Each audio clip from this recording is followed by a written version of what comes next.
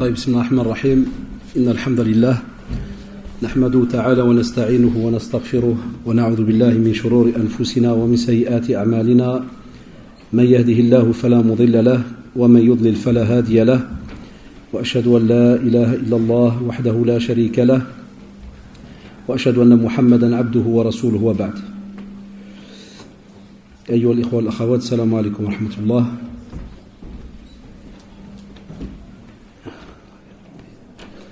Donc on s'est donné rendez-vous aujourd'hui Inch'Allah pour voir ensemble un sujet somme toute assez important par rapport donc à la divergence. Et pourquoi avoir choisi le sujet, l'ikhtilaf, la divergence? Pourquoi? Tout d'abord, chacun d'entre nous, est censé durant sa vie apprendre sa religion. C'est ce que vous faites, barakallahu fikum, quand vous venez comme ça, donc à ces rappels que l'on fait. Et nos parents, jazakumullah, ou bien les jeunes parmi vous qui parlent et comprennent la langue arabe, lorsqu'ils viennent par exemple les autres doros en langue arabe. C'est ce que normalement on est tous censés faire. C'est un wajib shar'i. Chacun d'entre nous sait que c'est une obligation. Talabul ilm, l'acquisition du savoir, est une obligation. On est censé donner du temps donc à l'apprentissage. C'est pour cela que je rappelle toujours, quand il y a une conférence, quand des jeunes après la prière partent, ou bien quand il y a une conférence aussi en arabe et qu'après la prière certains se lèvent et partent et vont quelque part, si c'est pour aller tout simplement s'asseoir à la maison et perdre 2-3 heures, perdre une soirée, parce que c'est en vérité des fois une perte, eh bien arrivera un jour on regrettera tous ces moments-là. Mais si c'est parce qu'on part à la maison, parce qu'on est vraiment obligé d'y aller, ou bien il y a un travail, ceci, cela, ça c'est autre chose. Et vous verrez, Inch'Allah, quand on sera présent le jour du jugement dernier devant les balances, beaucoup d'entre nous regretteront ces moments d'assises, où il y a moyen de venir s'asseoir et de rester donc dans la demeure d'Allah subhanahu wa ta'ala. Donc ça c'est le premier point. Deuxième point, on est censé aussi expliquer notre religion à nos enfants. Et nos enfants, les outils qu'ils ont maintenant, et les jeunes qui sont en face de moi le savent, les outils que vous avez maintenant font que la plupart d'entre vous remarquent qu'il y a beaucoup de divergences. Vous pouvez mettre une question sur Internet, là, dans Internet, vous pouvez avoir 5 réponses différentes. Et beaucoup de jeunes nous disent comment est-ce qu'on va faire? C'est compliqué, quelle réponse on doit prendre? Et troisièmement, si déjà vous ressentez cela, vous voyez qu'il y a ces divergences-là, et que vous n'arrivez pas des fois à vous en sortir, vous êtes obligé plus tard d'apprendre cela à vos enfants.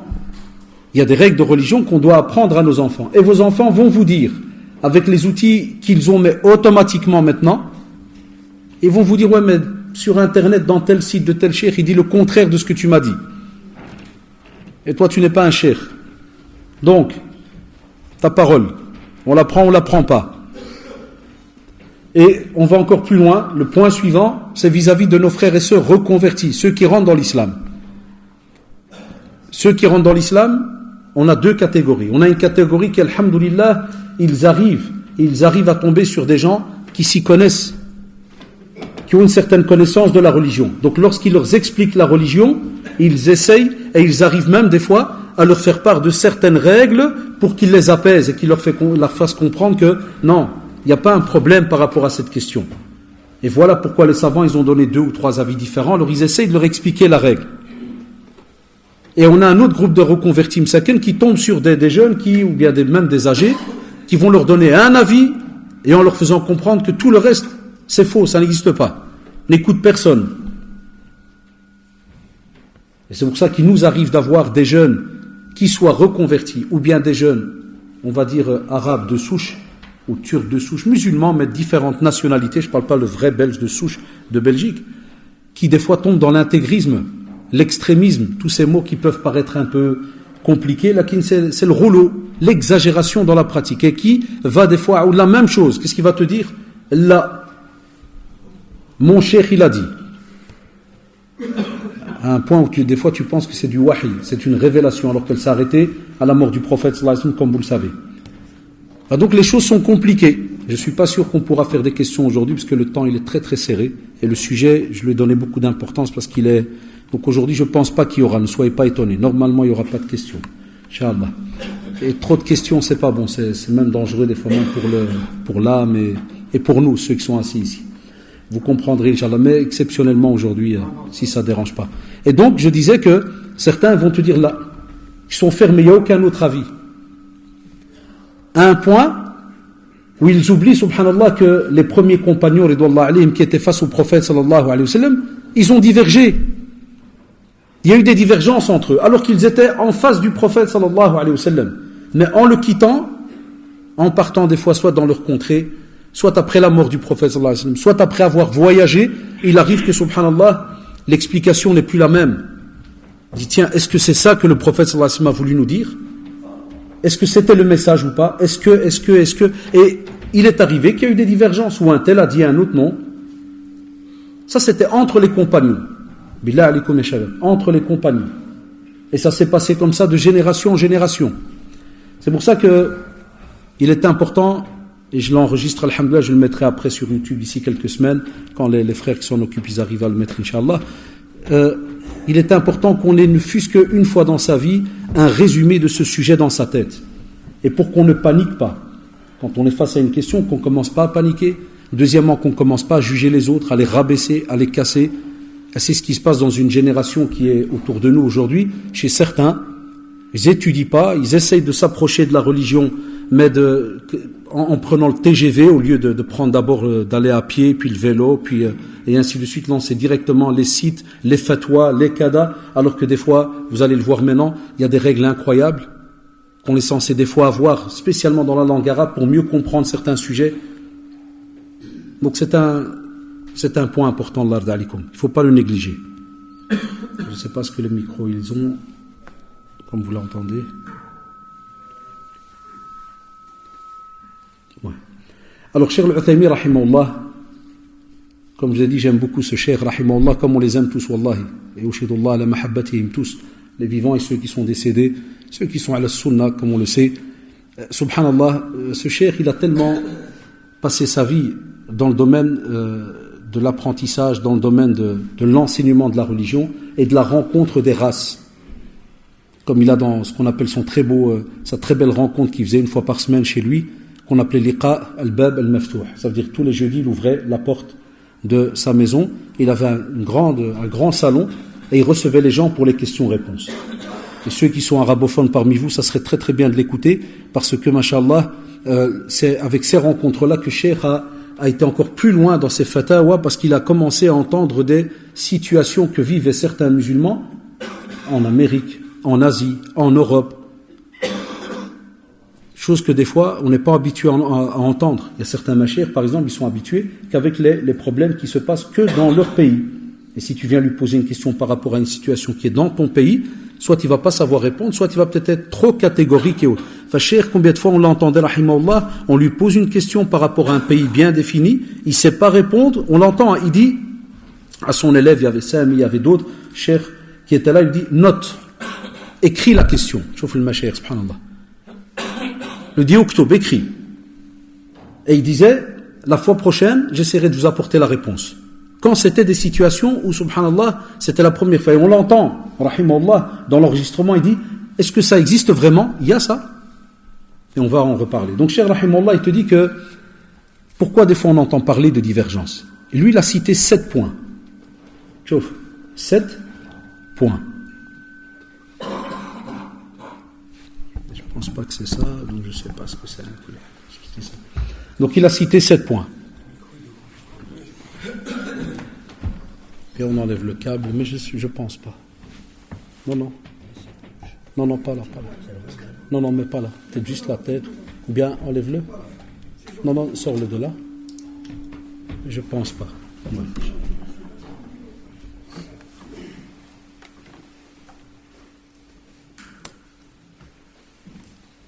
Alors il nous dit, rahimahullah, premier point.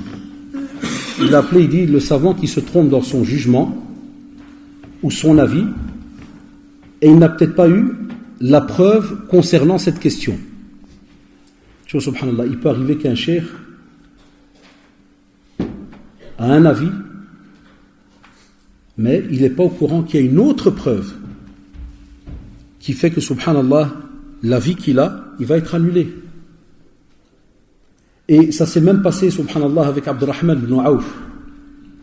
On dit qu'Abdurrahman ibn Auf, radiyallahu anhu, un jour il était absent lors d'une discussion, c'est-à-dire qu'il y a eu une question qui est venue, qui a été posée, et Abdurrahman n'était pas là.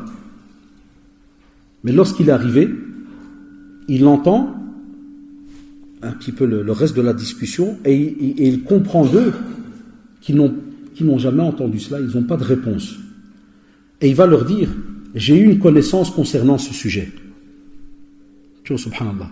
Alors que d'autres sahaba, ils ne l'ont pas. Parce qu'ils n'étaient pas tous tout le temps assis avec le prophète sallallahu alayhi wa sallam pour toutes les questions. Ça, les jeunes doivent le savoir. Il y en avait donc qui travaillaient, il y en avait qui habitaient un peu plus loin. Il y avait de tout chez les compagnons. Il y avait ceux qui essayaient de rester le plus possible à ses côtés, comme par exemple Abu Huraira radiyallahu anhu. Il y a ceux qui étaient ses amis les plus proches, comme Abu Bakr radiyallahu anhu, Omar radiyallahu anhu, Uthman, Ali, son cousin radiyallahu anhu, jami'an, qui était plus jeune. Et Abdurrahman, à ce moment-là, il leur dit, j'ai entendu le prophète sallallahu alayhi wa sallam dire, si vous êtes informés, parce que la question, il est en train de parler de l'épidémie, vous savez, quand il y a, comme des fois la peste, choléra et autres, les grosses épidémies, et eux, ils ne savaient pas, est-ce qu'on doit quitter l'endroit où on est, est-ce qu'on doit rester dans cet endroit-là, subhanallah, alors qu'on a affaire à des compagnons d'Allah alayhim. Et Abdurrahman, il leur dit, écoutez, j'ai entendu le prophète sallallahu alayhi wa sallam dire, si vous êtes informés de cette épidémie sur une terre, n'y entrez pas. Et si elle survient à un endroit où vous êtes, ne le quittez pas pour la fuir. Et il est rapporté dans le Bukhari. Donc il leur dit, la question que vous êtes en train de discuter, là, vous n'avez pas de réponse. Moi, j'ai entendu la réponse. Enfin, imaginez si Abdurrahman ibn Auf n'était pas là. Les gens qui sont présents, ils vont faire un ijtihad. Parce qu'ils ne savent pas. Ils ne sont pas au courant. Et cet ijtihad-là, il y a des gens qui ne sont pas au courant de la portée de ce travail qui va être fait. Et ils vont peut-être voir cet avis-là, ils vont peut-être le prendre comme étant un avis à mettre en pratique tout le temps, sans discussion. Là, qui on te dit là, on te dit maintenant, il y a quelqu'un qui est venu et qui a apporté une information. Et il est, subhanallah, Abdurrahman ibn Auf, il est celui qui dit que j'ai entendu le prophète. Ça veut dire qu'il y a une ligne directe. Donc regardez déjà, comment est-ce qu'on peut arriver à une divergence en partant juste d'une simple question. Est-ce qu'on reste parce qu'il y a une épidémie dans le pays? Ou bien si on est à l'extérieur et qu'on va arriver dans un pays, on entend qu'il y a le choléra, la peste ou autre, est-ce qu'on entre? Deuxième point, il dit le hadith peut parvenir aux savants. Donc, Cheikh Rahimallah, il dit un hadith peut parvenir aux savants. Mais il dit il va lui parvenir par une voie qui, lui, en vérité, va estimer qu'elle n'est pas authentique.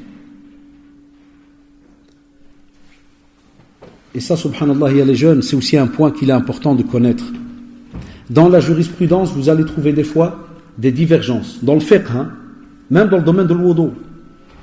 Où, subhanallah, tu vas trouver un hadith rapporté par tel compagnon, et puis tu vas entendre en bas, mais, l'imam Ahmed, rahimahullah, l'a rendu faible, il l'a rendu faible, le hadith.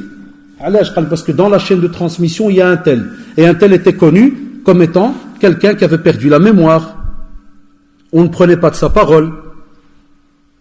Et puis des fois tu vas trouver que pour le même hadith, mais hassanahu, Cheikh ou la Cheikh al-Albani rahimahullah.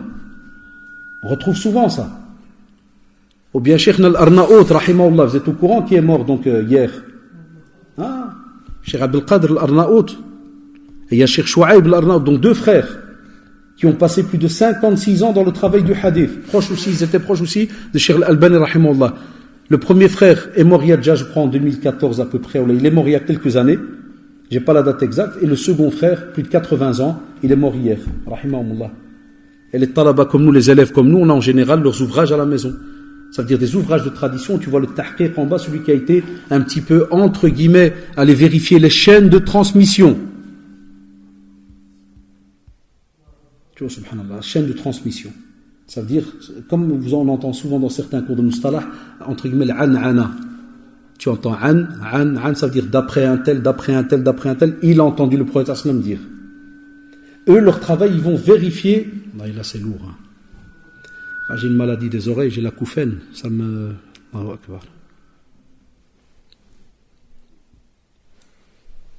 Donc, le travail, s'il y a quelqu'un qui peut le demander au responsable. Donc, le travail qu'ils font, c'est d'aller, subhanallah, vérifier la chaîne de transmission. Et eux, qu'est-ce qu'ils font? Ils n'ont pas que la chaîne de transmission. C'est qu'avec les outils que ces mashayikh, rahimahumullah, qui sont morts maintenant dernièrement, on a des outils, subhanallah, des bibliothèques entières de livres maintenant, qui regroupent les traditions prophétiques. Enfin, des fois, ils prennent alors les traditions et ils essayent de voir combien de hadiths qui sont de la même manière peuvent être mis l'un à côté de l'autre. Et puis écoutez-moi bien les jeunes, c'est important ce que je vous dis là, restez concentrés, oubliez les câbles. Vous savez ce qui se passe alors? Ils disent que ce hadith qui était à la base normalement faible, plus celui-là, ils vont se renforcer, et le hadith qui était faible, qu'est-ce qui se passe? Il monte de degré. Et il sort, subhanallah, de cette faiblesse vers une petite force. Il monte de degré.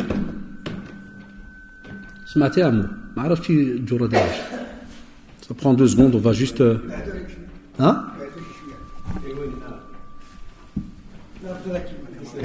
هذاك ما عنده علقة ياك؟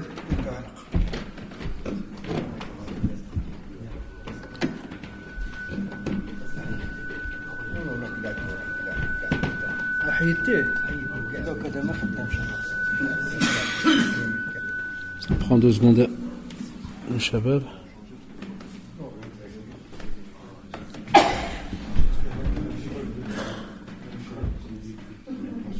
non, ils s'allument tous ensemble, même.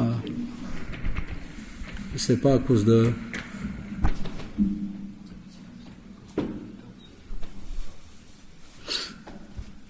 طيب يا شباب.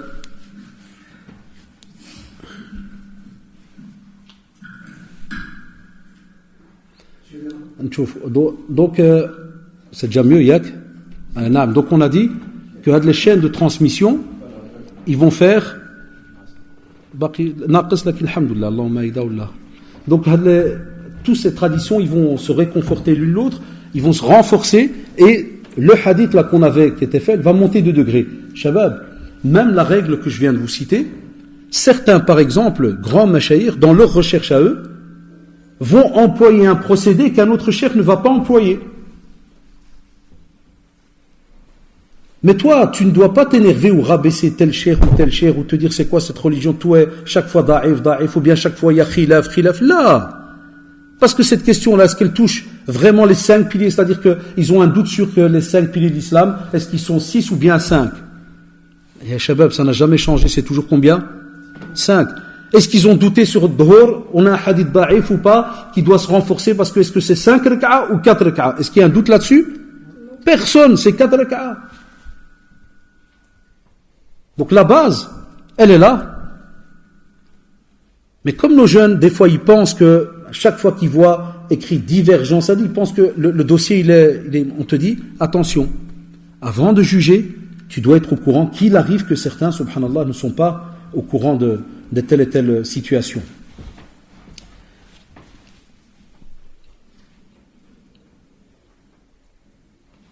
Et Fatima bint Qais, radiallahu anha, son mari l'avait divorcé pour ce cas-là.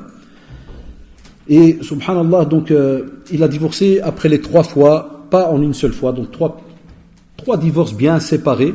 Et comme vous le savez dans notre jurisprudence, à ce moment-là, c'est fini, ils ne peuvent plus vivre ensemble. Et donc il a envoyé, comme dit le hadith, donc il lui a envoyé de l'orge comme pension alimentaire pendant la période. Comme une genre de pension alimentaire. Et subhanallah, son épouse, Mskina, l'a refusé. Et ils ont été chez le prophète sallallahu alayhi wa sallam. Et c'est là alors que le prophète sallallahu alayhi wa sallam les a informés. Comme quoi, à ce moment-là, il n'y a plus ni de pension alimentaire, ni quoi que ce soit. Car elle a été divorcée définitivement. Comme pour dire, chacun prend donc sa vie. Chacun va prendre sa vie en main et il continue. C'est fini. Ils peuvent quand même plus revivre donc ensemble, sauf si elle se remarie avec quelqu'un d'autre et puis elle divorce officiellement, normalement, et puis elle revient donc, elle peut revenir vers son autre mari. Enfin, donc il arrivait, subhanallah, que certains, par exemple, et on a, le hadith il est dans Sahih Muslim, on a Umar al-Khattab radiallahu anhu, compagnon du prophète sallallahu alayhi wa sallam. Il est avec lui. Mais pas tout le temps, pas 24 sur 24. Et lorsque ça s'est discuté, il n'était pas au courant de la règle. Il n'était pas au courant de la règle. Et donc lui, alors à ce moment-là, il pensait que la femme, se trouvant dans cette situation-là, elle avait droit à la pension et au domicile. C'est-à-dire qu'elle doit rester dans ce domicile. Et c'est seulement après qu'en discutant, et puis alors il y a d'autres qui viennent, qui lui rappellent, il dit voilà, ya Omar, on était avec le prophète, voilà ce qu'il a dit, telle situation pour telle famille, il a répondu ceci, il a répondu cela. Ah, tu entends Omar al-Khattab radiallahu anhu qui dit, ah, désolé. C'est les grands parmi les compagnons du prophète sallallahu alayhi wa sallam. Parce que comme disent nos savants, eux c'est des savants. Si jamais ils font une erreur, ils ont le grade de savant. Ça veut dire quoi qu'il arrive, ils sont gagnants. Le problème c'est, mon séba c'est quoi? C'est des gens comme nous, quand on est encore élèves, on est encore des talaba. Ou bien quand c'est des gens qui sont ni élèves ni rien, l'amma, des gens habitués, comme on va le voir après, les habituels, qui vont commencer à répondre dans leur famille, entre jeunes, ils donnent des fatwas. Là c'est zéro, plus le Monsiba Yom al-Qiyamah t'attend. Vous voyez la différence, ya shabab? Plus le jour du jugement dernier, tu vas devoir rendre des comptes parce qu'il se peut que cette personne a mis en pratique. Lui il a dit un autre, l'autre il a dit un autre, et ils vont mettre en pratique ce que tu leur as dit qui est faux. Voilà pourquoi on vous dit faites attention. Sois sûr qu'il y a vraiment une divergence. Ne raconte pas n'importe quoi. Aussi, Allah d'Alikoum, il a cité troisième catégorie. Et il a dit, il peut arriver qu'un hadith ne parvient pas au savant. Ou bien, que celui-ci l'oublie. Et Cheikh Al-Uthaymi, rahimahullah, il dit combien de fois c'est arrivé. L'oubli. Et la preuve, on a le hadith qu'on nous, le prophète sallallahu alayhi wa sallam, il lui est arrivé qu'il était en train de guider une prière, il y a un oubli qui se passe par rapport à un verset, et comme si certains n'osent pas. Et à un certain moment, on a Ubay ibn Ka'b, radiyallahu anhu, il vient, il en parle au prophète, sallallahu alayhi wa sallam. Et il lui a dit, est-ce que tu ne pouvais pas me le rappeler? Tu vois, subhanallah. Il lui dit, est-ce que tu ne pouvais pas me le rappeler? Et ça arrive qu'un cher, par exemple, il oublie telle ou telle situation. Parce que beaucoup de jeunes oublient que des fois, certains machers, jazahumullah, les gens viennent chez eux à la seconde. Nous, on n'est même pas des chouyours, on n'est que des douat, des talaba, et des fois les gens nous croisent. Allah j'ai une question. Et imaginez-vous, ya shabab, il veut qu'à la seconde, tu dois ouvrir un disque dur pour aller dans son histoire, avoir un dalil, pouvoir répondre, lui donner une réponse, allez, l'apaiser et il rentre chez lui. Est-ce que c'est faisable? Wallahi, c'est difficile. Ce n'est pas donné à tout le monde. Et c'est pour cela qu'il arrive que certains machers demandent absolument de prendre du temps. Ne soyez pas étonnés. Ou bien que certains mashayikh, par exemple, pour cette question-là, ils ont oublié qu'il y a tel ou tel hadith. Donc ne soyez pas étonnés quand vous lisez cela, quand vous entendez cela. Quatrième situation, le savant peut avoir eu connaissance de la preuve, mais il l'a comprise de manière différente. Ah, tchouf, subhanallah, ça arrive. Des fois, un verbe, un mot, dans une phrase, peut avoir un sens qui est différent. Subhanallah, prenez Surat al-Ma'ida, le verset 6, la mastumun nisa. Ça veut dire, rien que dans ce verset-là, et si jamais vous avez, par exemple, touché vos femmes, vous savez quelle divergence a tourné par rapport sur rien que le mot toucher vos femmes. Certains savants, écoutez-moi bien, j'ai fait un petit résumé, certains savants disent par rapport à cela, regardez, certains ils ont pensé que c'est le fait de toucher, au sens absolu. Tu touches une femme, tu refais tes ablutions. Et la preuve qu'on a encore des gens aujourd'hui qui le pensent, c'est que pendant Ramadan, combien de gens ils ne demandent pas, ils disent, ah, je suis rentré, j'ai donné la main à ma femme, est-ce que mon siyam il est encore valable? Encore en 2016, les gens la posent. Non. Chaque année, Ramadan, nos chers hommes répondent à cette question-là, alors qu'on sait qu'il n'y a rien. D'autres savants ont dit que c'est si jamais il la touche mais accompagné d'un désir. D'autres ont dit que c'est lorsqu'il y a les relations. Après Ad, effectivement, ce dernier avis, et c'est l'avis d'Ibn Abbas, radiallahu anhu, qui a été alors repris. C'est lorsqu'il y a une relation entre les deux. Et on a un verbe, subhanallah. Et la divergence, elle s'installe.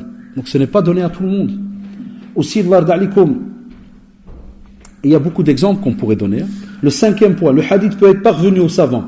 Mais, regardez, subhanallah, les subtilités, ya shabab. Mais il dit, il a été abrogé. Et il ne connaît pas le texte qui a abrogé. Il est arrivé que le prophète, sallallahu alayhi wa sallam, par exemple, on a l'histoire avec Ibn Mas'ud, radiyallahu anhu. Vous savez que, normalement, quand on se prosterne, on met les mains sur les genoux. C'est juste ou pas? Au tout début de la prière, quand elle s'apprenait au fur et à mesure.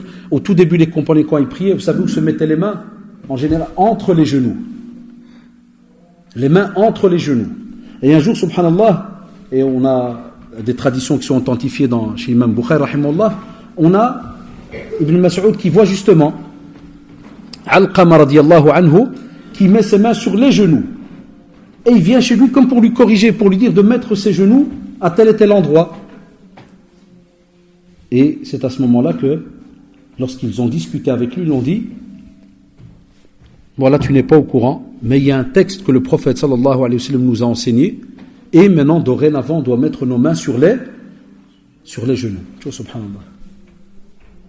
Et les shabab, on parle d'Ibn Mas'ud radiallahu anhu, compagnon du prophète sallallahu alayhi wa sallam, mais il arrive qu'au moment, vous savez, si je devais vous donner une image très très facile, il peut arriver que le prophète sallallahu alayhi wa sallam, à midi, il va donner une règle. Mais il se peut qu'à midi, si je prends ça un exemple, si je prends Ibn Mas'ud radiallahu anhu, il se peut qu'à midi, il était parti vers Bagdad. Et il est revenu que 3 semaines après. Donc lui, au moment où il arrive et rentre à la mosquée, qu'est-ce qu'il fait? Il va aller prier. Parce qu'on sait qu'une des sunnas quand on vient de voyage, normalement, mais elle est presque plus mise en pratique, on passe par la mosquée et on prie. 2 rak'at. T'imagines, il rentre, il prie, et il met ses mains là. Il y a quelqu'un qui n'est même pas au courant, qu'Ibn Mas'ud n'est pas au courant. Boum, il lui tombe dessus. Comme il arrive entre des jeunes, des fois. Il n'est pas au courant, il ne sait pas. Et on vient et on crie, on lui fait, même des fois à la mosquée, ça peut arriver dans n'importe quelle autre mosquée. Il y a des jeunes, ils ne sont pas au courant. Il y a même des parents qui ne sont pas au courant. Et des jeunes qui ont un petit peu étudié, ils tombent sur les parents. Ton père ou ta mère n'ont jamais eu un cours où on est venu, entre guillemets, leur abroger certaines choses incroyables qu'ils ont entendues au village ou autre. Et ça m'arrivait dans des discussions avec mon père, Hafidahullah, des fois dans certains sujets de din, alors que les hommes, là, ils ont grandi à la mosquée, mais des fois, il me dit, ou bien encore tout à l'heure avec mon oncle, juste avant que je rentre, il habite à côté, j'étais lui rendre visite et on parle très très souvent de certaines questions religieuses et des machères anciens et autres. Il aime bien se commémorer ça parce qu'on a grandi avec le machère. J'avais un de mes oncles, rahimahullah, qui est mort en 70, qui était un cheikh à Tanger. Donc, subhanallah, on discute et on te dit, oui, mais tel cheikh, alors que déjà ce cheikh, il est mort il y a plus de 15 ou peut-être 17 ou 20 ans, minimum, par exemple, et on va te dire, mais il a dit ça. Mais tu lui dis, mais la majorité des autres savants disent le contraire. Parce qu'il est arrivé que voilà, ceci. Il te dit, combien des fois nos parents ont eu très difficiles à écouter leurs enfants. Ça, oulala. Il te fait le barhoche, le petit gamin, là, il vient d'arriver maintenant, il va commencer à me dire. Et vous savez qui a le plus de problèmes aussi? Qui peut deviner? Ceux qui ont un pire que quand ils veulent faire une correction à quelqu'un. C'est les reconvertis. Tu as des fois des frères reconvertis ou des sœurs reconvertis à l'islam qui, machallah, suivent des cours assidus. Ils étudient. Wallah, ils ont de très bonnes bases. Et dès qu'ils viennent pour corriger quelqu'un, l'autre il le regarde, fait, c'est le petit belge là. Hier il était à la grande place là. Tu sais, j'entends des phrases, ça, des fois à l'ancienne, là. Hier il était barriqué. En discothèque. Tu sais, des phrases bizarres. Qu'est-ce que ça a à voir? Qu'est-ce que ça a à voir? Les compagnons qui étaient avec le prophète, est-ce que ce n'étaient pas des reconvertis? Sahoulala, kanouf shirk. Et d'autres étaient, subhanallah, ils continuaient à suivre la pratique comme il fallait, mais avant que le prophète commence à parler du dernier message. On avait tous les styles.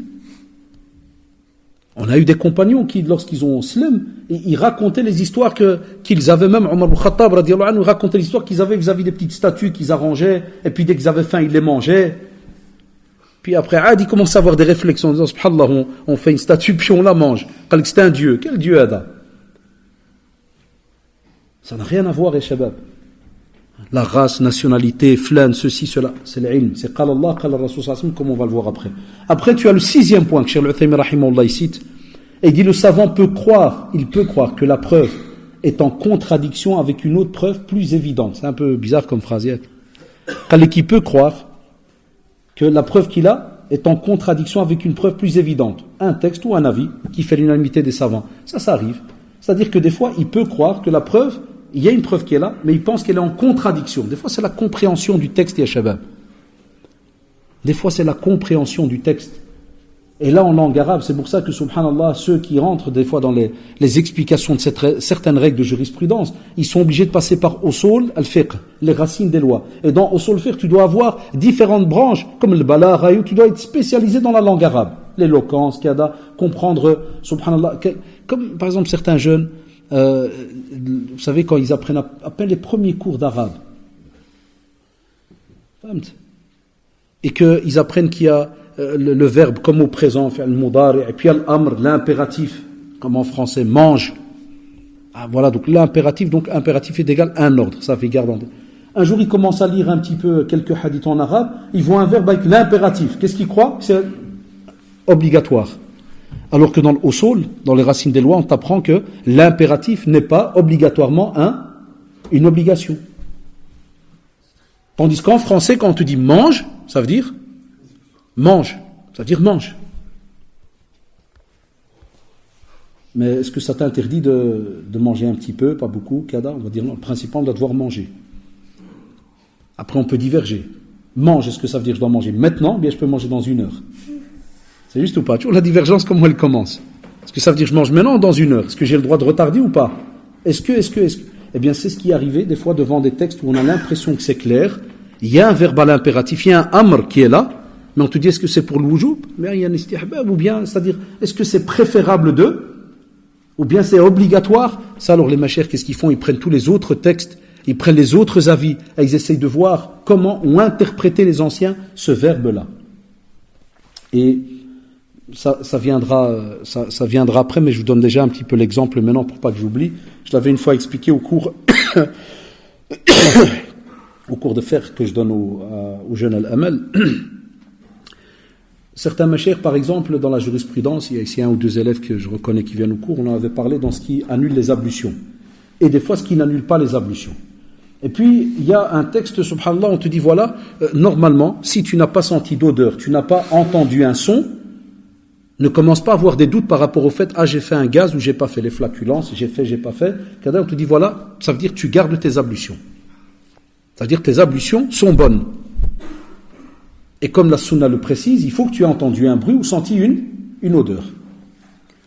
Et puis, subhanallah, on trouve des fois dans certains avis, même dans le madhab l'imam Malik, rahimahullah, où certains mashayikh, ils disent tout à fait le contraire. Et le comble, c'est quoi? C'est que, quand tu vois le hadith, tu te dis, mais c'est sur ce même hadith que tous les autres madhab, ils ont dit, tu ne refais pas tes ablutions. Et pourquoi eux spécialement, ils vont venir, ils vont dire, non, tu les refais. Je trouve la compréhension. Vous savez pourquoi, Shabab? Wallah, le jour où j'écoutais cette subtilité, je me dis, Allahu Akbar, la beauté de la langue arabe, et chose qu'on a perdue. Chose qu'on a perdue ces dernières années, l'aql. Nous, on ne laisse plus maintenant l'occasion aux gens de réfléchir. Vous avez remarqué certains jeunes, hadahumullah, c'est direct, halal, haram. Non, mon frère, la kadalad, ils te laissent même pas le temps de réfléchir ou de prendre. Si tu veux réfléchir un peu, il dit, mon frère, t'as une chouba, t'as une confusion, ta aqida, elle est pas bonne, ta kada, boum, boum, boum, stop. Tu dois pas faire bouger la réflexion. Chauffe les anciens, pourquoi il y a eu des divergences, ces shabab? Parce que, wallah, ils réfléchissaient. Ils ont donné à l'aqal, ils lui ont donné le pourquoi de sa présence sur terre. Je parle pas de fameuses, entre guillemets, hein, pas mal le prendre, de certaines sectes ou groupes qui ont été loin en disant qu'on doit mettre l'aqal dans tout. Là, parce qu'il y a des paroles où le prophète m'a bien expliqué, c'est comme ça, viens pas me dire non, mais moi je le sens pas, c'est autre chose.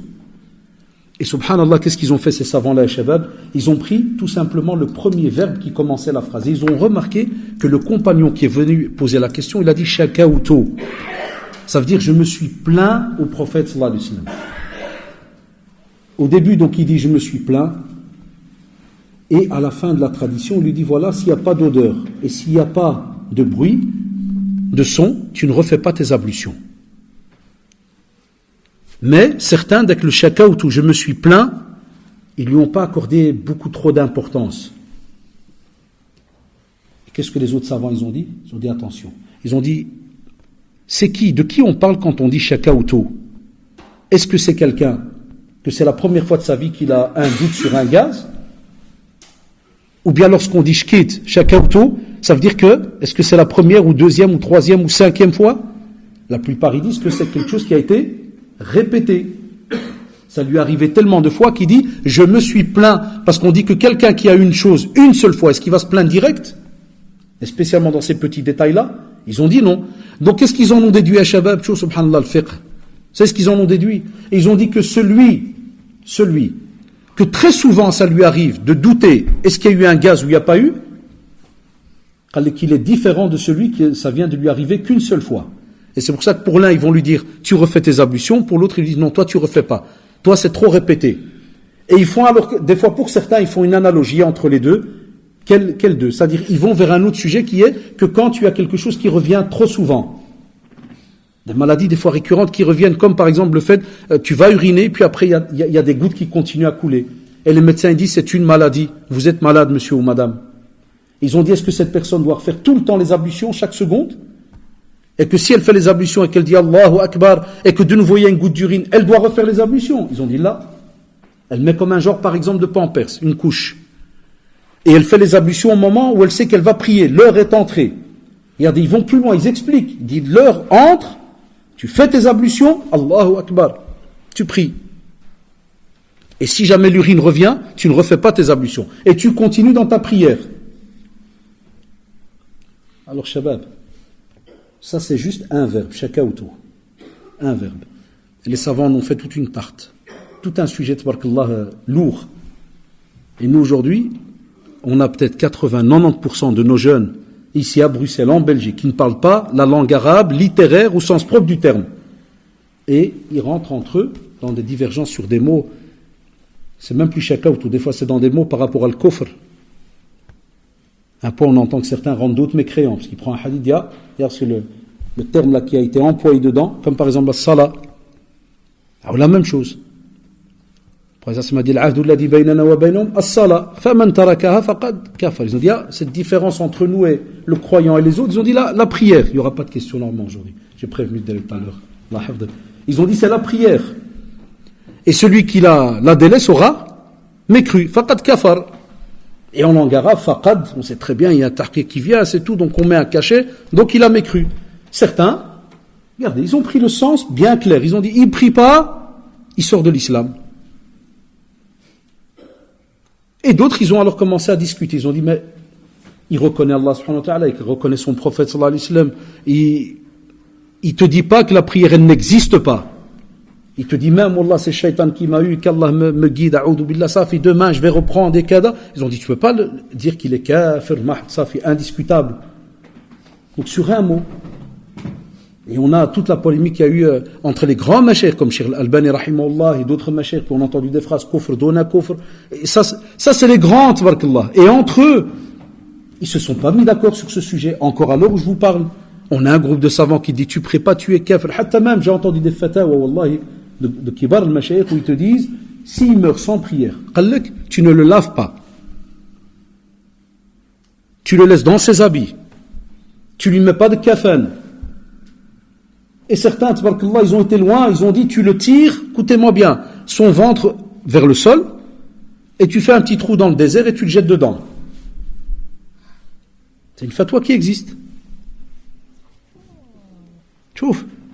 Tariq as-salah, celui-là qui délaisse la prière. Et alhamdulillah, une grosse majorité, c'est l'avis aussi que je prends et que d'autres frères et autres sœurs prennent, c'est que voilà, on dit qu'il reste musulman. Mais voilà, il commet un acte, un péché immense d'avoir délaissé cette prière. Parce qu'il va vers sa perte à ce moment-là. Mais bon, ici, moi, c'était pour vous montrer, subhanallah, un mot, même s'il est clair, comme le mot kufr, et les savants, subhanallah, ils ont divergé par rapport à cela, avant de mettre, wal'iyadu billah, l'étiquette de kafir sur quelqu'un. Tchouf, subhanallah. Et nous, automatiquement, pour un oui, pour un non, on le fait. Et le 7e point, Cheikh Rahimahullah, il dit aussi, un savant qui peut des fois s'appuyer sur un hadith faible, ou bien il utilise un hadith faible, il sait, c'est quoi, qu'est-ce qu'on a dit donc, que les savants ils ont dit ce hadith, non, on ne peut pas le prendre, voilà, il y a un problème dans sa chaîne de transmission, ou bien dans la narration, dans ceci, dans cela, et qu'est-ce qu'il fait? Il peut aussi utiliser un hadith qui est authentique. Mais tout cela, dans quelle intention? D'apporter une démonstration qui est faible. Et ça arrive aujourd'hui. Des fois, par exemple, il ne faut pas le prendre mal, ça revient souvent cette question, salat al-tasbih. Par exemple, tu es debout, tu dois glorifier, subhanallah, donc tu fais la prière de Fatiha, puis après, donc des fois 2 rak'at, et puis chaque position que tu changes, tu dois répéter donc subhanallah.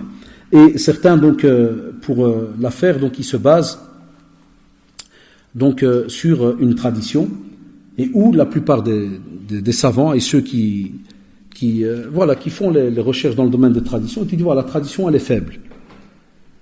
Et puis, subhanallah, écoutez-moi bien, tu as certains, ils vont rester attachés à cela.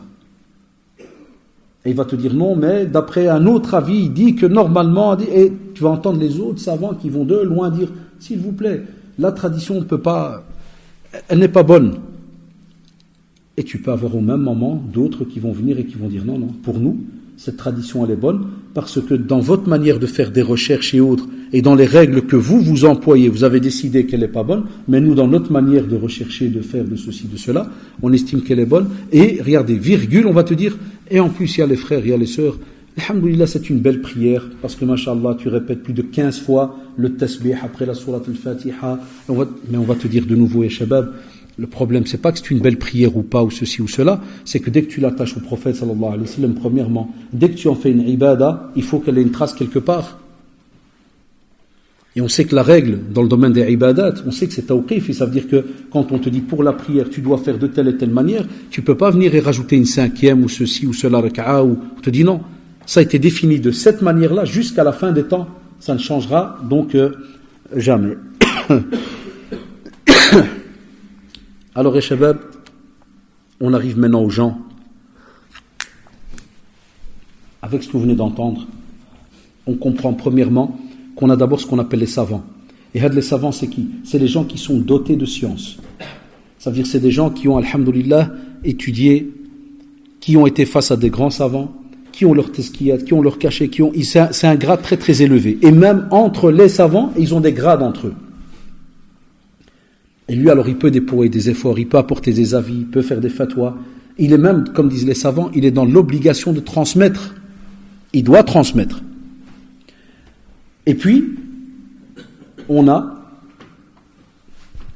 espère être de ceux-là, même si on est encore en train d'étudier, on a ce qu'on appelle les élèves, les talaba. Chose que nous, on fait depuis des années. Même si j'ai 26 ans de conférences derrière moi, je continue toujours à étudier, toujours à chercher des fatawas. Quand je voyage, je fais toujours mon possible de rencontrer des machères, que ce soit au Maroc ou en Arabie ou l'Aqada. On rencontre, on pose des questions, on décortique, on appelle, on fait. Mais on te dit attention.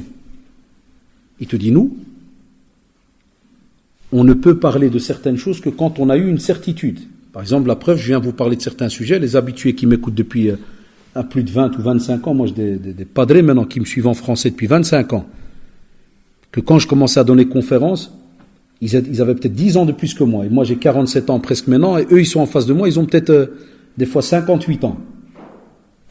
Même comme ça on te dit, quand je donne un avis, je vous dis Cheikh Al-Uthaymin a dit, Cheikh Al-Albani rahimahullah a dit, ou bien Cheikh Touchgani a dit, Cheikh Al-Kharraz a dit, Cheikh Tahar, Cheikh Flan, on dit voilà, ou bien le Jnad Da'ima, le comité des grands savants par exemple en Arabie a dit, ou bien, mais jamais je m'octroie le titre de mufti ou quoi que ce soit. Là de nouveau les jeunes ils comprennent pas, ils te disent mais c'est faux, il fait des questions-réponses avec les gens. Tu ouvres le manque de connaissance des termes. Je fais des questions-réponses, je t'invente pas des réponses. Je te fais pas le fadilat cheikh. Ce que j'ai étudié et ce que j'ai entendu comme fatawa et qui peuvent être mis en pratique par rapport à ce qui se passe, alors je l'ai dit. Ou bien des fois il y a des situations que nous on a ici et que certains mashaïrs par exemple n'ont pas. Je vous donne une simple chose. On a par exemple à l'école, et on le sait, en journée, est-ce que tu peux en Belgique, tu es en classe, l'heure de drôle arrive, tu peux dire au prof, monsieur, je sors prier, je reviens. Hein. Est-ce que tu peux en Belgique? Dites-moi, est-ce qu'on peut? Non. L'Asr arrive, est-ce que tu peux lui dire, monsieur, je ne vais pas regrouper 3 prières, hein. Ah, moi je sors, hein. Est-ce qu'on peut? Non. Tu fais ça, tu as d'abord une retenue, donc tu as un rapport, retenue, un renvoi d'un jour, 3 jours et puis dors. Bon, tu vas toujours tomber sur un frère, machallah, qui va te dire, c'est rien mon frère, tu l'as fait pour Allah. Non, oui, je sais que ça, moi je dis cette phrase, mais elle me fait mal intérieurement. Parce que c'est pas une réponse. C'est pas une réponse. Tu ne vas pas vers les problèmes aussi facilement que le pensent certains. Parce qu'au même moment, celui qui t'a dit ça, c'est soit quelqu'un qui a arrêté les études ou ceci, c'est là, ou bien il a sa manière de voir. Ouais, il va dire non, mon frère, les études, c'est Allah qui passe avant tout. Ah, il y en a qui vont te répondre d'après leur manière de voir. Donc je dis que, et les savants nous le disent, on doit être prudent, on doit faire attention. Combien de fois il m'arrive, je dis à certaines personnes, je ne sais pas. Et des fois il me dit, regardez, tchouf, subhanallah, pour vous dire que quand on n'étudie pas, c'est dommage, ça me fait mal au cœur. Ils te disent, mais c'est toi Haddaj. Je dis, ouais, c'est moi, j'ai pas de doute sur ma personne, je sais que c'est moi. Et tu n'as pas la réponse. Je dis, non, j'ai pas la réponse. On m'a envoyé de Charleroi, Allah, même si tu viens de planète Mars, frère. Je sais pas. Je ne peux pas te donner une fatwa pour ça, Allah hafid. Prends ton dossier, va soit à la Ligue des imams, va voir Cheikh Toujgani après la prière de l'Jumu'ah, hafidahullah, va voir Cheikh Al-Kharraz, hafidahullah, flan, va à Anvers, va voir Cheikh Tahir Toujgani, va, cours. Tu vas à l'Umrah, par exemple, tu vas aller à l'Umrah cette année, va à Toukal Allah, va rencontrer des machers. Mais pour cette question, moi jamais, je ne peux pas. Après, des gens comme nous, on a eu des formations. On ne va pas les crier tout le temps partout, on a eu des formations. Que ça soit, je ne le cache pas, parce que alhamdoulilah, tous nos voyages il y a des cachets dans les douanes, donc tout le monde le sait. Donc j'ai eu des formations à Riyad, chez certains machers qui sont décédés, rahimallah, comme Cheikh Ben Jibril, ne vous inquiétez pas, j'ai les attestations. Parce que certains, de nouveau, quand ils taquinent, ils te font, ils sont malins. Disons, ils étaient en Arabie, quand tu lui dis le Cheikh, il est mort. Non, ne vous inquiétez pas, j'ai par exemple une shahada de Cheikh Rajhi, hafidahullah, Cheikh Al-Barrak, dans le domaine de l'aqida, donc, et d'autres vont dire, lui, là, l'aqida en Arabie, alors que c'est des frères musulmans. Quels frères? Des frères de la terre, ni des martiens. Il n'y a pas de frères musulmans. Alors, parce qu'il y a des maladies. Il y a des fois de la jalousie. Il y a des fois, appelez ça comme vous voulez, mais c'est comme ça. C'est pour ça qu'on ne perd pas notre temps beaucoup là-dedans. Alors, parce que nous, et Allah en est témoin, on sait qu'on va devoir rendre des comptes devant Allah subhanahu wa ta'ala. C'est pour ça qu'on le dit avec sincérité. On n'est pas, wallahi, ni des mashayikh, ni des muftis, ni quoi que ce soit. Mais on entend une règle, on l'a décortiqué, on a même posé des questions, et je reviens alors à cette histoire de prière. On ose parler. Et il m'est arrivé d'avoir des machers quand je travaillais au centre islamique, et que certains machers venaient par exemple d'Arabie, et que j'étais accompagnateur. Il arrivait qu'un jeune dit, ouais, cher, voilà, l'après-midi on est bloqué à l'école, 3 prières, on peut pas. Cheikh à la seconde mesquine, il lui dit, ça c'était les premières fois quand il venait. Après, le directeur du centre qui était nouveau, il n'était pas encore au courant de système en Belgique, lui-même a commencé à freiner les machers qui venaient d'Arabie en leur disant, ici en Belgique, c'est un autre système. La fatwa, vous devez d'abord bien écouter ceux qui habitent ici et comment est-ce que ça fonctionne réellement. Et wallahi, combien de fois, même Cheikh Abdullah al-Mutlaq, hafidahullah, qui est dans Hayat Kibar al-Ulama, j'étais son accompagnateur pendant toute une période où il est venu ici, envoyé donc par le ministère, ils avaient fait tout un colloque, et j'étais son accompagnateur et traducteur. Donc l'ambassade m'a dit, tu ne le lâches pas, tu dois rester à côté de lui. Tout ce qu'il a besoin, traduction, kadad. Eh bien, quand il y avait de Dars, direct, il mettait à côté de lui. Ceux qui étaient là, qui l'ont vu au centre islamique, ils ont vu de leurs propres yeux. J'étais assis à côté de lui. Qu'est-ce qu'il faisait? Subhanallah. Wallah, j'étais gêné, Dieu en est témoin. On lui posait des questions par rapport à des situations en Belgique, des certains faits. Et puis il me regardait, il me dit, quand il me dit cher, c'est un bab, juste par respect, c'est bien que je ne suis pas un cher. Mais il me disait, Cheikh Rachid, sahih, c'est juste? Ça existe en Belgique, ça? Et je devais alors des fois rectifier en lui disant, non, Cheikh, smahli. Ce qu'il a posé là par rapport à telle et telle chose, je connais la situation, et je le disais ouvertement. Ça, les gens, ils vont pas croire que je lui raconte des choses et les gens, ils acquiesçaient après, ils disent, ah ouais, c'est vrai. Je dis, Cheikh, là, en Belgique, voilà ce qu'il y a, voilà ce qu'il y a, voilà ce qu'il y a. Peut-être le frère, il a oublié d'aller à tel et tel endroit, mais voilà ce qu'il y a, voilà ce qu'il y a. Wallah, ya shabab, je lui ai expliqué ça, le Cheikh donnait une fatwa.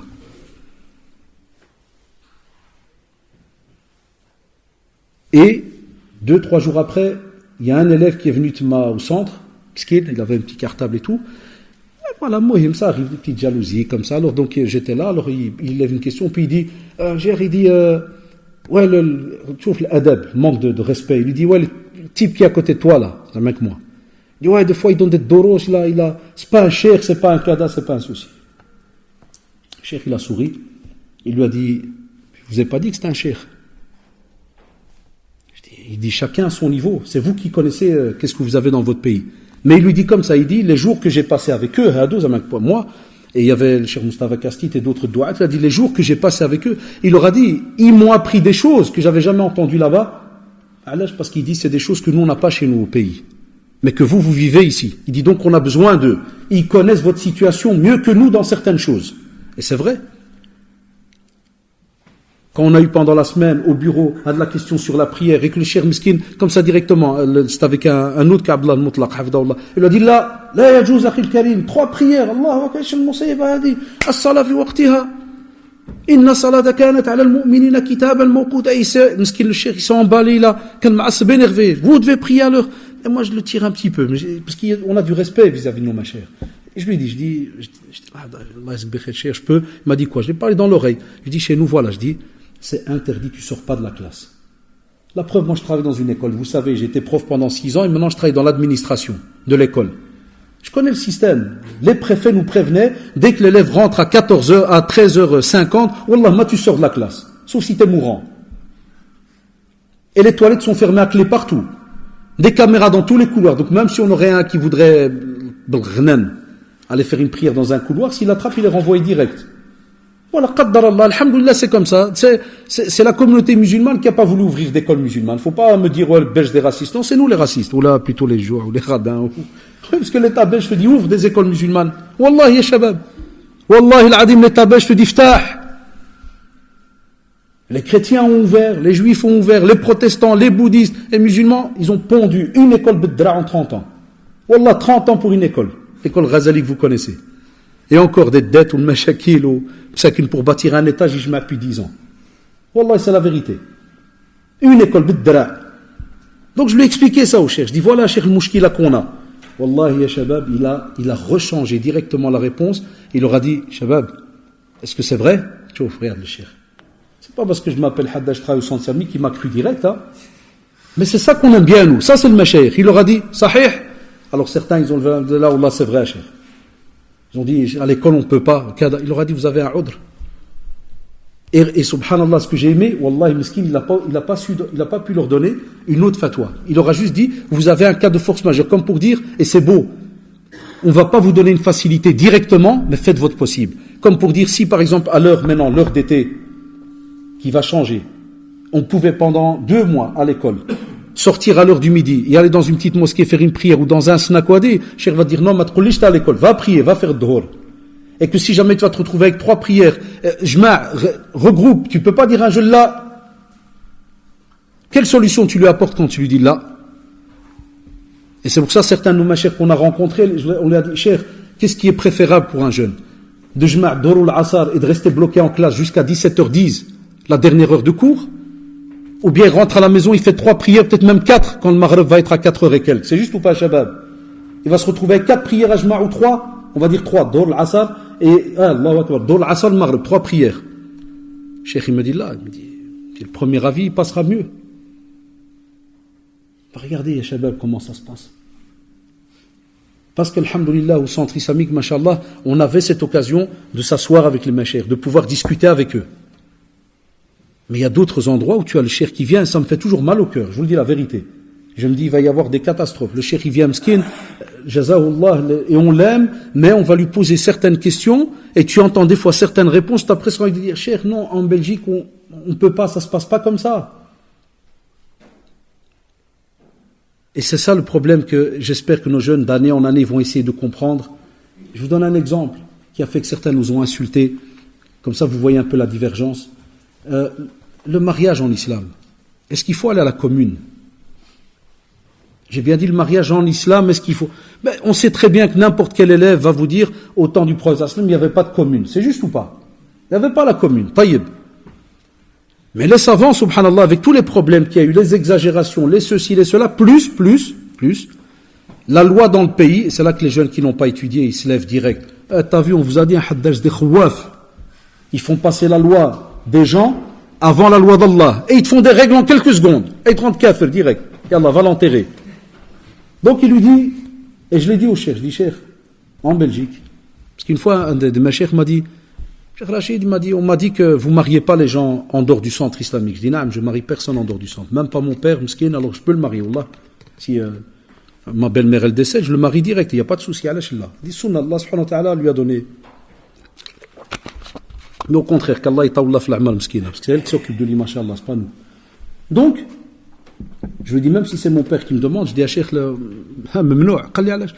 parce que dans la loi, il est prévu que si jamais quelqu'un va dire qu'un imam a marié quelqu'un alors que le gars n'est pas passé devant un officier de l'état civil, je dis il y a peine d'amende, prison même. Parce que c'est interdit en Belgique. Je dis donc qu'est-ce qu'on fait? On leur dit Allah d'alikum. C'est pas du coffre, c'est rien du tout. Tu vas à la mairie, tu remplis le papier comme quoi tu as fait ce qu'on appelle ton acte administratif, et puis marhaba bik, viens, on te marie, il n'y a pas de souci, où est le problème? Puisqu'à ce moment-là, on va mettre en pratique donc aussi les règles religieuses. Présence de 2 tuteurs. Un tuteur afouan, c'est-à-dire le père de la fille ou celui qui le remplace. Présence de 2 témoins, 2 hommes, soit de ta famille, de sa famille, ou bien un kada. L'acceptation, l'ijab ou al-qaboul, donc on donne les acceptations, le tuteur et celui qui va se marier. La dot, elle est en dehors, donc c'est pas elle qui va annuler ce mariage-là. Donc la dot, on la spécifie, les témoins, ils l'entendent. Est-ce qu'elle a été donnée ou pas complet? Voilà, ça fait. Le mariage est terminé. Et j'oublierai jamais le cheikh m'a dit, ça fait, tout ça fait. Pourquoi ils font toute cette ruina? Ils viennent chez moi, ils font passer les lois d'Allah avant, les lois de l'État avant la loi d'Allah, et là. Non, cheikh, Allah, demande à qui tu veux, c'est ça le système qu'on a en Belgique. Mais, j'aime bien moi la franchise. Quand j'étais au centre islamique, une année, on a reçu une descente, procureur du roi. Procureur du roi et 2 policiers civils. Moi, je suis dans le bureau. Et puis, subhanallah, je vois donc il rentre, habillé normal, comme des drari.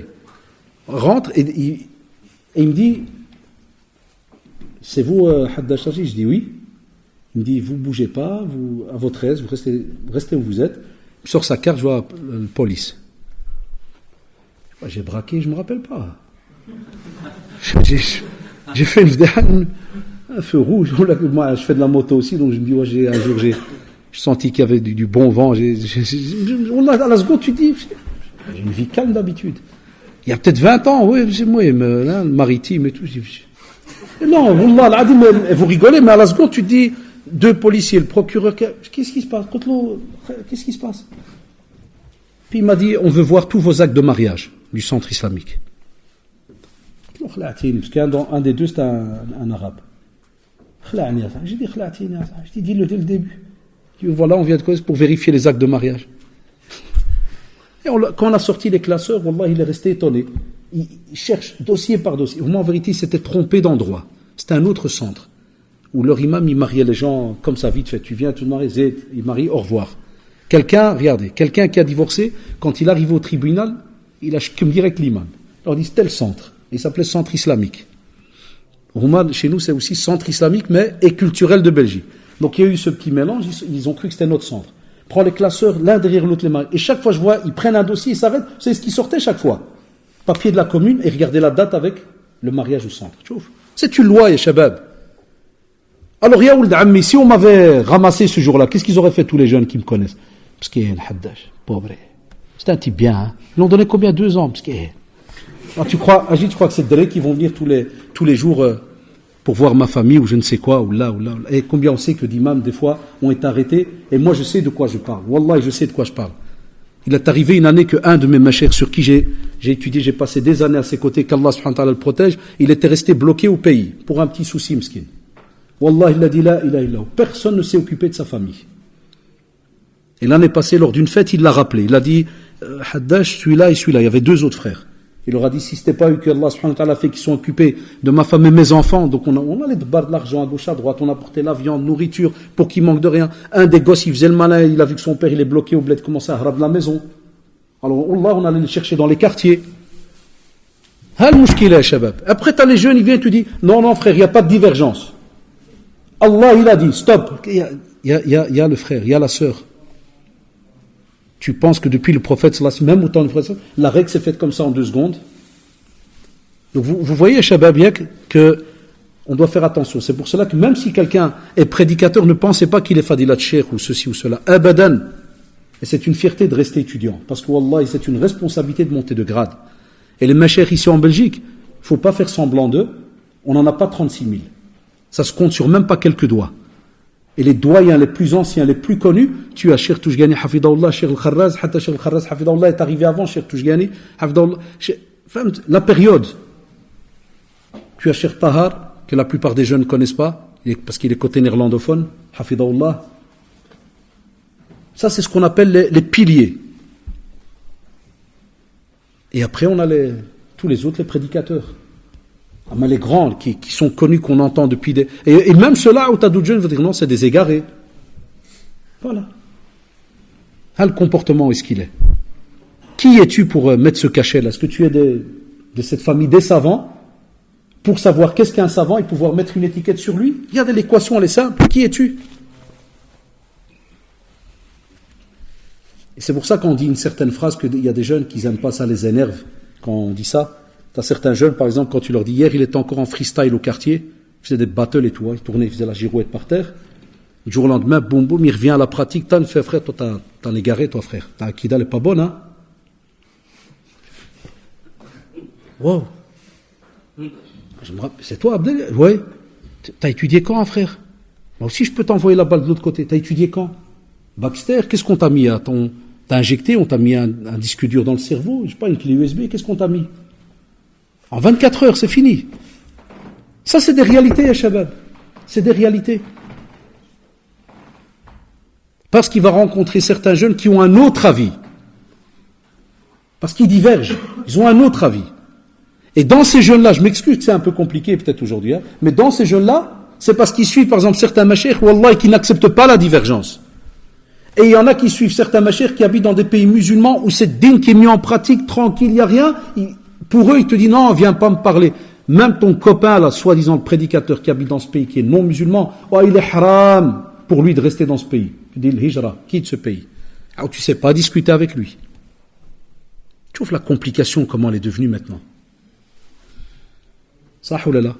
Pourquoi? Parce que comme il dit Cheikh, la troisième catégorie c'est qui? C'est les gens ordinaires. Et on en a beaucoup. Et il y en avait aussi au temps du prophète sallallahu alayhi wa sallam. Hatta Cheikh al-Albani rahimahullah, il rappelle, il dit que la plupart des gens, il dit, ils sont même pas au courant, certains, que entre les grands mashayikh, donc ça c'est une fatwa de Cheikh al-Albani rahimahullah, quand on lui a posé la question, la position à prendre face aux divergences des savants. Tu trouves la question, elle est claire. Et il leur a dit, la plupart des gens ne savent pas la cause des désaccords entre les savants et ne savent pas quelle position adopter vis-à-vis de ces divergences d'opinion. C'est une majorité. On entend qu'il y a un khilaf, et certains ils disent, il lui fait ça, c'est un tel. Écoutez bien, vous savez très bien que ça marche comme ça. Puis il dit, il est d'où? Il lui fait Adam Saoudia. Ah, Hada, c'est un cheikh du Niger. D'où? Du Niger. Niger. Moi j'ai assisté à une jalsa, wallahi. Du racisme à l'état pur. Et il lui fait, de Niger, c'est fait de Niger. Il dit de l'Afrique. Puis écoute bien, il lui fait Al-Kouhal, les Noirs. Il lui fait, ouais. Est-ce que moi tu me parles de cheikh ou bien tu me parles de. Tchouf, Allahu Akbar. Et wallah, il a dit la ilaha illahu, combien de jeunes, combien même de certains parents, ils sont pas au courant que certains grands mashayikh saoudiens, wallahi, leurs mashayikh à eux de base, vous savez ce que c'était? Pakistanais, Bangladais, Indiens, Égyptiens, d'Afrique, de Mauritanie, les Shanaqita par exemple.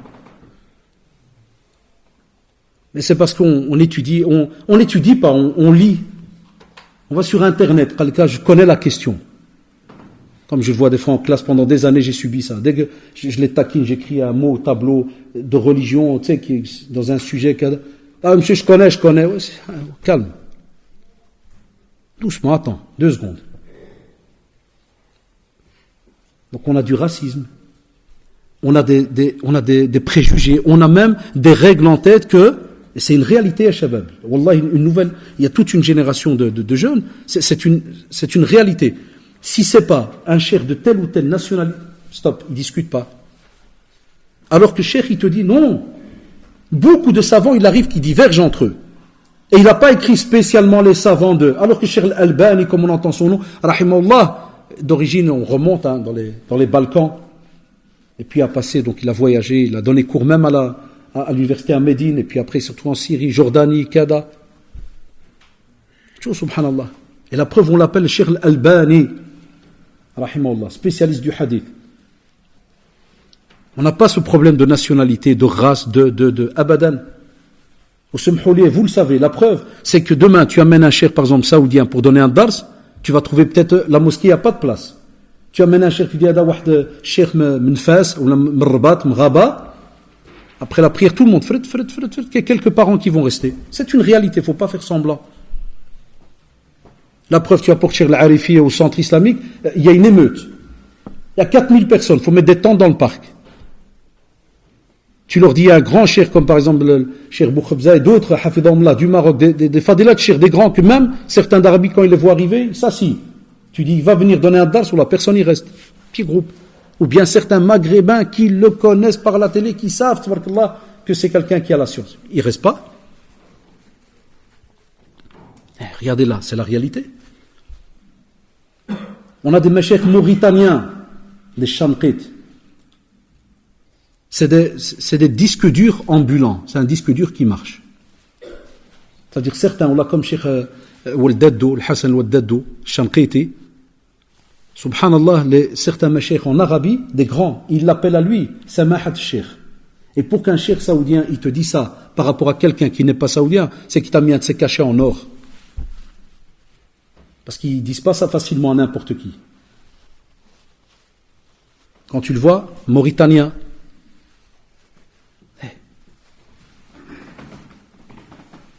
Donc, ya Shabab, on doit avoir une certaine retenue. Quand vous voyez des fois une divergence, n'allez pas directement. C'est un du Maroc, qu'est-ce qu'il raconte cela? On entend ça encore aujourd'hui à Shabab.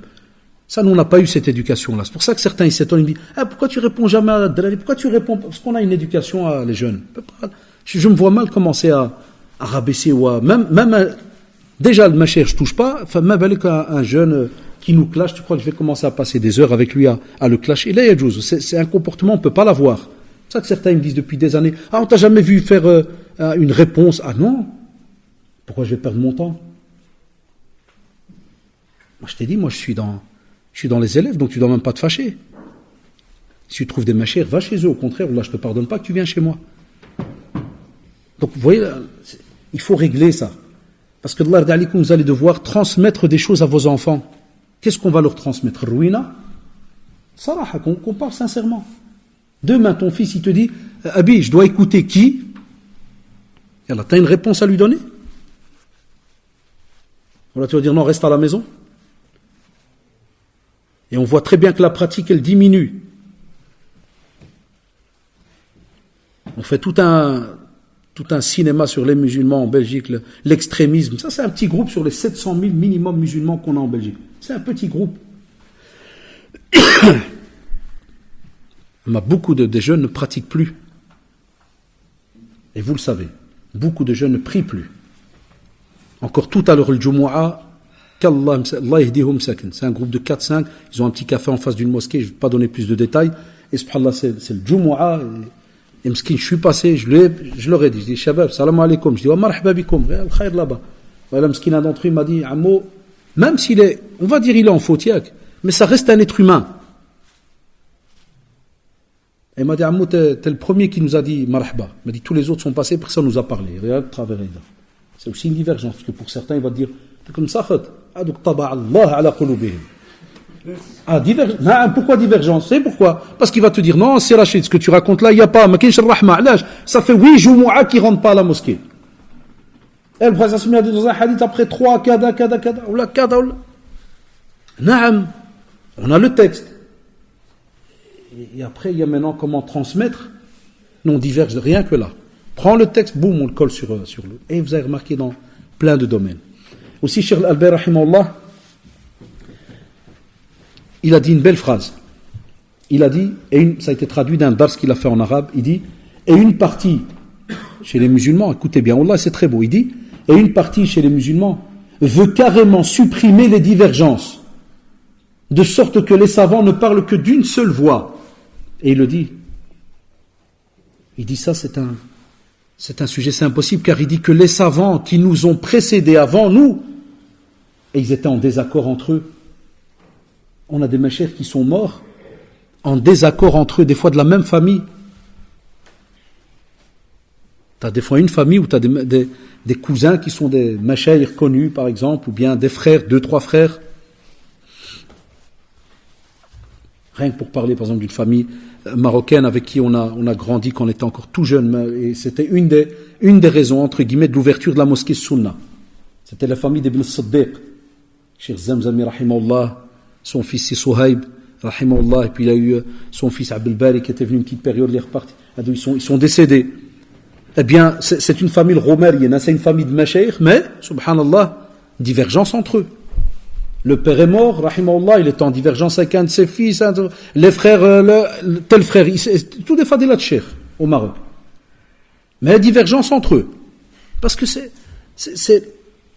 ça qui est beau dans notre religion. Ce n'est pas des divergences pour, entre guillemets, jouer dans la religion, mais c'est la compréhension du texte. Et voilà pourquoi, ya shabab, j'espère